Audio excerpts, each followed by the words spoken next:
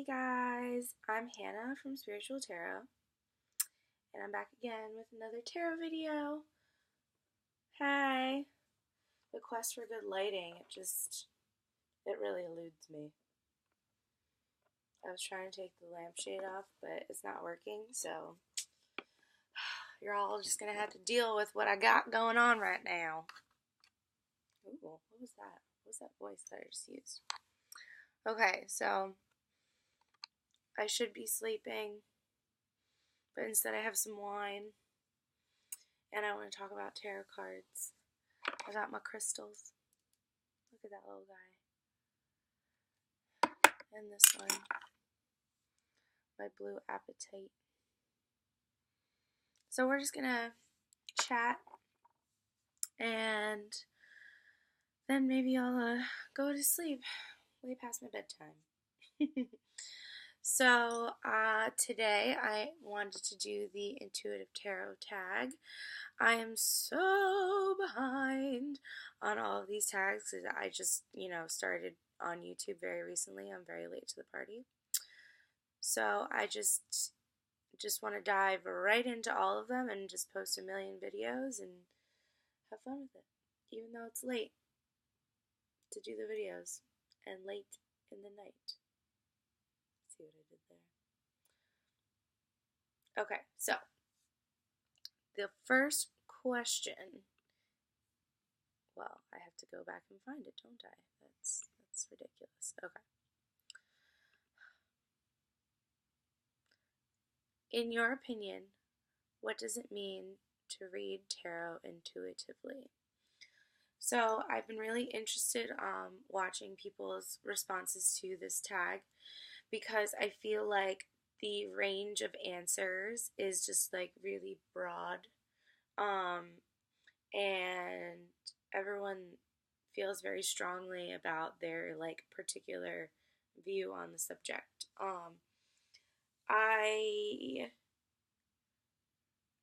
The whole idea of reading tarot and reading intuitively kind of happened simultaneously for me when I was learning. So to kind of think of one without the other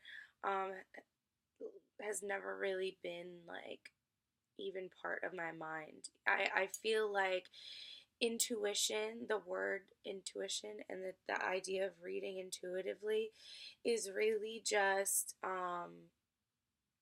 kind of semantics for, what tarot always has been since the dawn of time, which is,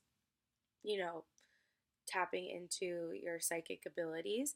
But people just aren't comfortable with the word psychic in the 21st century. And I understand. I use the word intuitive instead of psychic because psychic makes me nervous. It makes me like, people are like, oh, you read tarot? Are you psychic? And I'm like this. I consider myself an intuitive.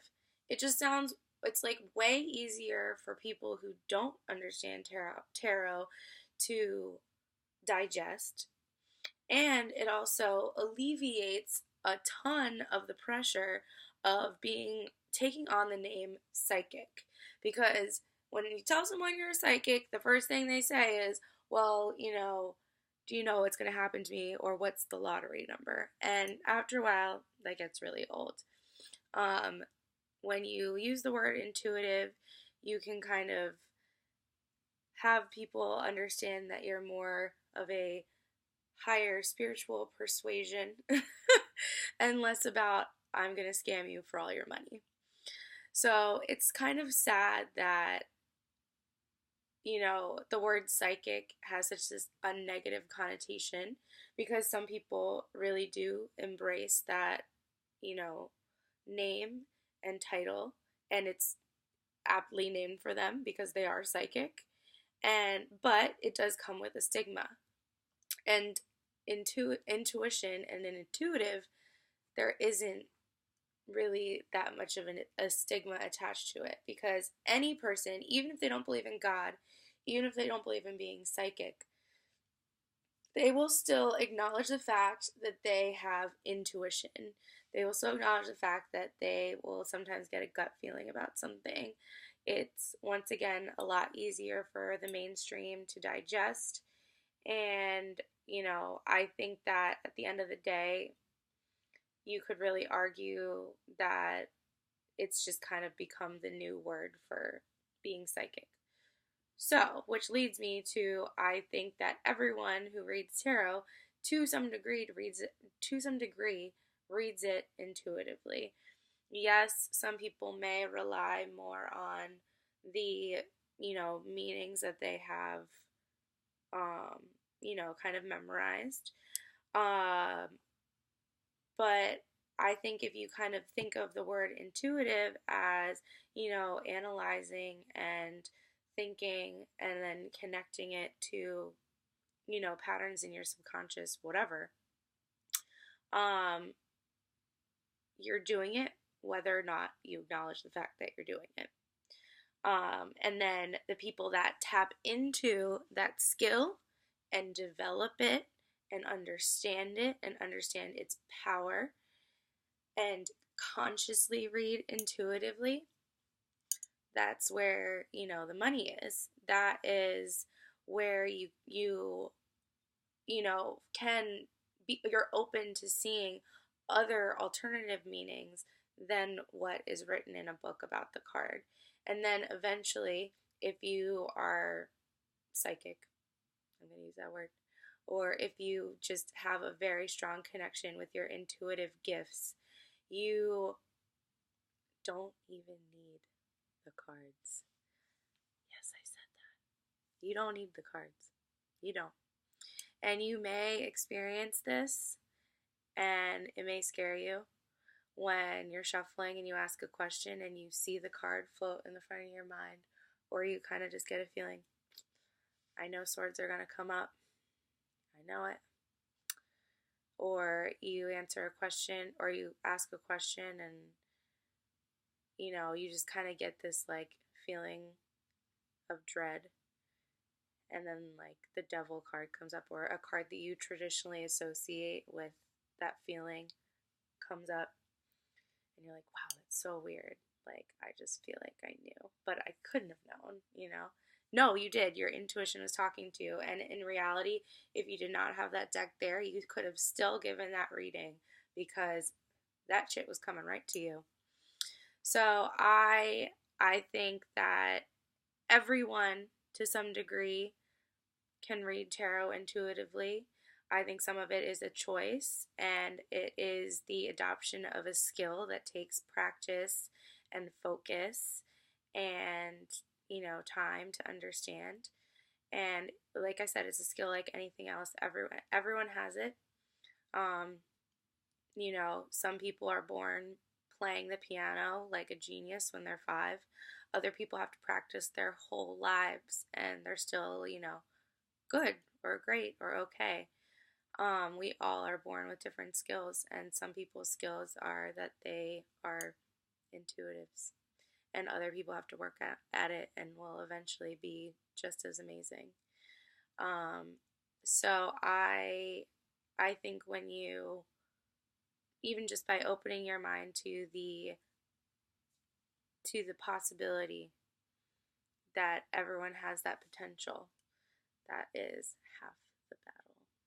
So that is my spiel on intuition. If you guys didn't notice, I like talking about that. So definitely look out for other videos where I talk more about tapping into your intuition. Okay, so that also goes into question 2. I didn't even realize I was doing that. Can someone learn to read intuitively? Why or why not? So, obviously, what I just said, yes. It's a skill. Anyone can develop it. It is a choice on whether or not you want to seek alternative meanings from the cards. If you don't and you just want to go by the book, then great, do that. But if there's something that like speaks to you and you don't say it, it's really just because you're afraid of being wrong and taking that risk. And if it just kind of comes to you and it's like this like sudden insight out of nowhere, take the risk. It's usually worth it. So yeah, it's a skill. How does intuition play a role in your readings? So, like I said, I pretty much adopted the name or title of intuitive tarot reader almost immediately, because when I learned, I did really like learn the traditional meanings. And when I was first studying the cards and doing readings, I made a point to like go into each card and learn what they meant, and then try to like see the patterns all together. And it is a painstaking process when you don't really know all the meanings, to try to like kind of divine some kind of semblance of understanding from each thing individually and then all together into a cohesive reading. It's hard. And I was kind of like, I don't really understand how, like, from all of these like details and words, I can kind of let a intuitive message come through as well, because I'm just so bogged down by like the little details. But it's kind of that moment where in all of the chaos, clarity will finally come through. And I feel like every reader gets to that point where you're just like, there are so many cards and so many meanings. I don't know how I'm going to do it. And then one day it just clicks into place like a new language, and you're just like, I see it. And you just get it. And and then you can be more open to the intuitive interpretation and not just the traditional card meanings. But I use it for everything. I do a meditation before my readings. I channel my clients' energies before I read. Like I kind of said before, sometimes I get messages intuitively before I even pull the cards. So the cards are kind of just like an affirmation from what I am already like gathering from just psychically. So I really use the cards as kind of a, supporting role. I still love tarot and I use it like, it's my main form of divination. But when it comes to answering specific questions for other people, my readings are based honestly more on what I receive intuitively and less on, the physical cards and their meanings. So it plays a very active role in how I read, especially for other people. And I really feel like every time I pull the cards, I get a different message for someone. I think that if, you were to go back and look at, when I pulled one card for 10 different people, everything I say is going to be slightly different, because in that situation, it is. And I think that's a beautiful way to read, because every reading becomes a learning experience where you are given this new perspective on, the same card. I'm sure you've heard people, I feel like I've heard a quote in the past that it's like something about a great piece of artwork, and they say every time they look at it, they discover something new. It's the same kind of thing. If you're open to the possibility that every time you look at a card, you're going to see something different, you will. And it makes like reading tarot all the more deep and just thought provoking and, continuously amazing experience. I'm really bad at following these questions because I just am kind of talking. And I haven't even gotten through my wine, so I can't even blame that.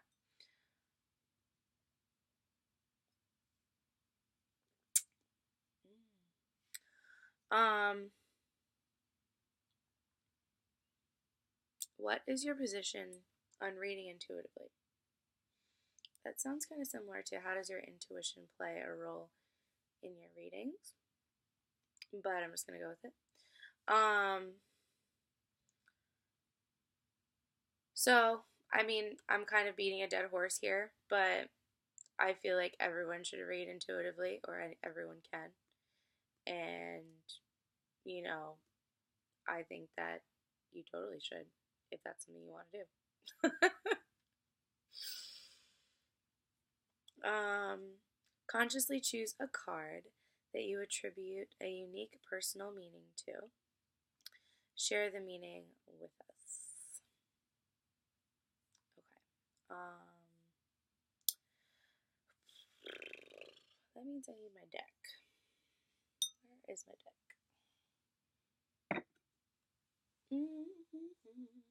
I see two right there.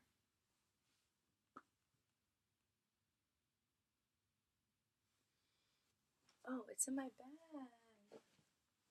Alright, I'm using this one over here. I'm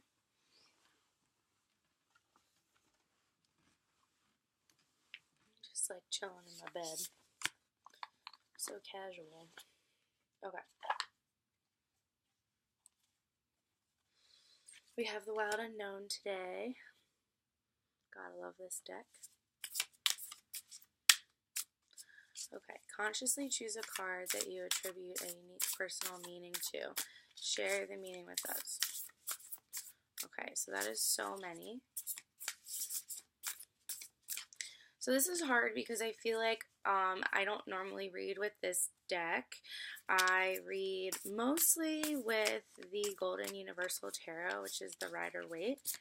And I feel like I've just read with it so much that there's cards that like have a traditional meaning that I kind of see otherwise, and I, you know, over time have kind of been like, well, you know, as much as like I like agree with you, I'm gonna also agree to disagree and think that, oh, ooh, maybe we could talk about the moon. Okay, so let's talk about the moon. I was going to talk about the High Priestess or the Hermit because both of those cards I feel like a kinship with their energies. And I had pulled them, but then I saw the moon and I was like, you know what? I like this card. So I actually recorded a little snippet conversation talking about the moon and my thoughts and feelings on it and how I feel like the energy can be kind of, you know, not misconstrued, but I feel like my personal view is different than the traditional meaning. So I don't know if I'm going to post that, so I'm just going to talk about it again. Whatever. And if I post it, you'll just get to watch it twice. So for, you know, the sake of being thorough, I'm going to pull up the, like, by the book definition of the moon card so that I can kind of tell you what, you know, people learn in a traditional sense and what I personally have felt in my connection with the moon card.